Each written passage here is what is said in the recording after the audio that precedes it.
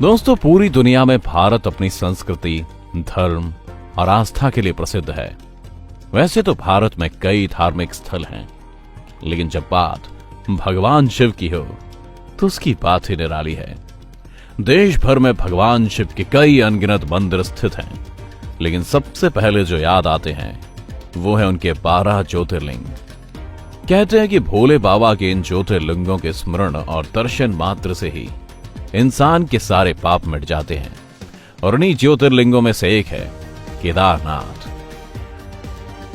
मंदाकिनी नदी, हरे भरे जंगल और बर्फ से ढकी चोटियों का खूबसूरत नजारा केदारनाथ आने वाले हर यात्री को मंत्रमुग्ध कर देता है। अपनी धार्मिक मान्यताओं के चलते इस जगह का खास महत्व है। साथ ही इस मंदिर से जुड़े ऐसे कई रहस्य हैं जिन्हें आज तक कोई नहीं जान पाया है। आज हम आपको अपनी इस वीडियो में केदारनाथ से जुड़े उसके इतिहास और 400 साल तक बर्फ में दबे रहने के राज के बारे में बताएंगे। तो चलिए और देर ना करते हुए वीडियो को स्टार्ट करते हैं। दोस्तों, ये मंदिर भारत के उत्तराखंड राज्य के रुद्रप्रयाग जिले में स्थित है। उत्तराखंड में हिमालय पर्वत की गोद में केदारनाथ मंदिर 12 ज्योतिर्लिंग में सम्मिलित होने के साथ 4 धाम और 5 केदार में से भी एक है।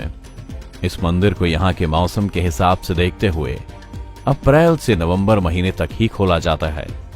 मंदिर का निर्माण कत्यूरी शैली में किया गया है।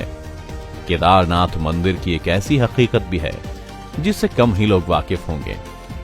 अगर वैज्ञानिकों की माने तो केदारनाथ का यह मंदिर 400 साल तक बर्फ में दबे रहने के बाद भी सुरक्षित बचा रहा। 13वीं और 17वीं शताब्दी तक यानी 400 साल तक एक छोटा हिमयुग आया था, जिसमें हिमालय का एक बड़ा क्षेत्र बर्फ के अंदर दब गया था।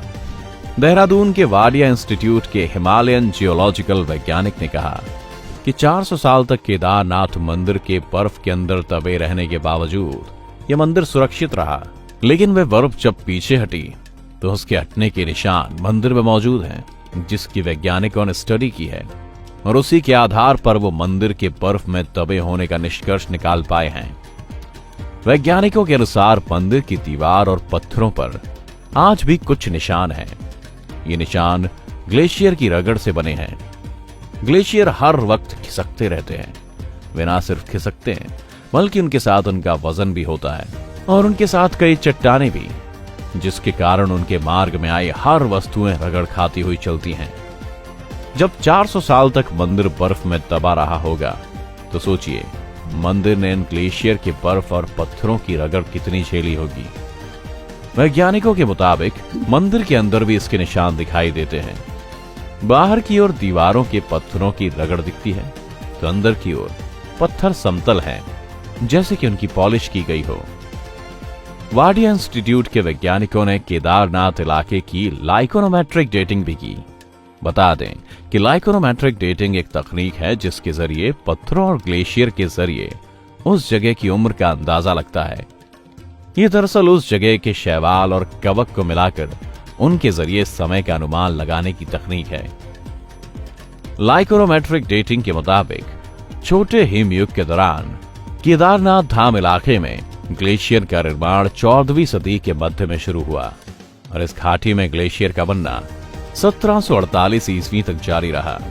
अगर 400 साल तक ये मंदिर ग्लेशियर के बोझ को सह चुका है और सैलाब के थपेड़ों को झेलकर बन चुका है, तो जाहिर है इसे बनाने की तकनीक भी बेहद खास रही होगी। शायद इसे बनाते वक्त इन बातों को ध्यान रखा गया होगा कि क्या ये बर्फ ग्लेशियर और सैलाब के थपेड़ों को सह सकता है। केदार घाटी। केदारनाथ धाम और मंदिर 3 तरफ से पहाड़ों से घिरा है। एक तरफ है करीब 22,000 फुट ऊंचा केदारनाथ, तो दूसरी तरफ है 21,600 फुट ऊंचा खर्चकुंड, और तीसरी तरफ है 22,700 फुट ऊंचा भरतकुंड। सिर्फ इतना ही नहीं, 3 पहाड़ के साथ यहाँ 5 नदियों का संगम भी है। मंदाकिनी, मधुगंगा, क्षीरगंगा, सरस्वती और स्वर्णगौरी। इन नदियों में से कुछ को काल्पनिक माना जाता है। इस इलाके में मंदाकिनी ही स्पष्ट तौर पर दिखाई देती है। यहाँ सदियों में भारी बर्फ और बारिश में जबरदस्त पानी होता है। मंदिर का निर्माण। विक्रम संवत 1076 से 1099 तक राज करने वाले मालवा के राजा भोज ने इस मंदिर को बनवाया था। लेकिन कुछ लोगों के अनुसार यह मंदिर 8वीं शताब्दी में आदि शंकराचार्य ने बनवाया था। बताया जाता है कि मौजूदा केदारनाथ मंदिर के ठीक पीछे पांडवों ने एक मंदिर बनवाया था, लेकिन वह मंदिर वक्त के थपेड़ों की मार नहीं झेल सका। वैसे गढ़वाल विकास निगम के अनुसार मौजूदा मंदिर 8वीं शताब्दी में आदि शंकराचार्य ने बनवाया था, यानी छोटा हिमयुग का दौर जो 13वीं शताब्दी में शुरू हुआ था, उसके पहले ही यह मंदिर बन चुका था। मजबूत है केदारनाथ का मंदिर। 85 फीट ऊंचा, 187 फीट लंबा और 80 फीट चौड़ा केदारनाथ मंदिर समुद्र तल से करीब 11,750 फीट की ऊंचाई पर स्थित है। इसकी दीवारें 12 फीट मोटी हैं और बेहद मजबूत पत्थरों से बनाई गई हैं। मंदिर को 6 फीट ऊंचे चबूतरे पर खड़ा किया गया है। वैज्ञानिक डॉक्टर R.K. डोभाल भी इस बात को दोहराते हैं कि मंदिर बहुत ही मजबूत बनाया गया है। इसकी दीवारें मोटी मोटी चट्टानों से पटी हैं और उसकी जो छत है वह एक ही पत्थर से बनी है। यह हैरत अंगेज है कि इतने भारी पत्थरों को इतनी ऊंचाई पर लाकर और तराश कर कैसे मंदिर की शक्ल दी गई होगी। जानकारों का मानना है कि पत्थरों को एक दूसरे में जोड़ने के लिए इंटरलॉकिंग तकनीक का इस्तेमाल किया गया होगा। ये मजबूती और तकनीक ही मंदिर को नदी के बीचों बीच खड़े रहने में सक्षम बनाती है। 2013 की तबाही।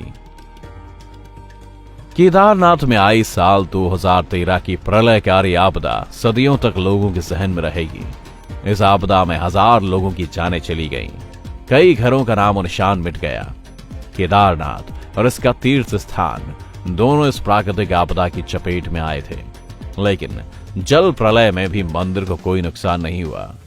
कुछ लोग बताते हैं कि एक शिलाखंड यानी कि चट्टान ने मंदिर की तरफ बढ़ रहे सैलाब का रास्ता ब्लॉक कर दिया था और इस तरह भगवान शिव का मंदिर सुरक्षित रह गया। ये महान वास्तुकला का ही एक चमत्कार था कि इतनी बड़ी तबाही के बीच भी केदारनाथ मंदिर का बाल भी बांका नहीं हुआ। Archaeological survey of India ASI भी इस बात से इत्तेफाक रखता है कि अपने ओरिएंटेशन और कंस्ट्रक्शन स्टाइल की वजह से ही केदारनाथ का मंदिर इतनी भीषण तबाही झेल गया। मंदिर के गुंबदों को लोहे के क्लैंप से एक दूसरे के साथ इंटरलॉक किया गया है। यही कारण है कि वे आज भी बरकरार हैं। मंदिर के अंदर मौजूद पत्थरों पर बहुत मामूली सा फर्क पड़ा है। ASI के एडिशनल डायरेक्टर BR मनी का कहना है कि 100 के पैमाने पर यह मंदिर 99% तक सुरक्षित है। वैसे इस मंदिर का एक और दुर्लभ पहलू इसकी उत्तर दक्षिण दिशा भी है। आमतौर पर मंदिरों का मुख्य द्वार पूर्व या पश्चिम दिशा की ओर होता है, लेकिन इस मंदिर का द्वार दक्षिण की ओर है, जो कि बहुत कम देखा जाता है। भविष्य की आशंका। दरअसल केदारनाथ का इलाका चोराबरी ग्लेशियर का एक हिस्सा है। वैज्ञानिकों का कहना है कि ग्लेशियरों के लगातार पिघलते रहने और चट्टानों के खिसकते रहने से आगे भी इस तरह का जल प्रलय या अन्य प्राकृतिक आपदाएं जारी रहेंगी। दोस्तों, क्या आप कभी केदारनाथ गए हैं? साथ ही आपका इस मंदिर के बारे में क्या कहना है, हमें कमेंट बॉक्स में कमेंट करके जरूर बताएं। अगर आपको हमारी आज की वीडियो पसंद आई हो तो वीडियो को ज्यादा से ज्यादा लाइक करने के साथ साथ इसे अपने दोस्तों और रिश्तेदारों के साथ शेयर करना ना भूलें। साथ ही अगर आप हमारे YouTube चैनल पर नए आए हैं तो चैनल को सब्सक्राइब जरूर करें, और अगर आप Facebook पर हमारी ये वीडियो देख रहे हैं तो हमारे Facebook पेज को जरूर लाइक करें। फिलहाल आज के लिए बस इतना ही। अब इजाजत दें। आपका बहुत बहुत धन्यवाद।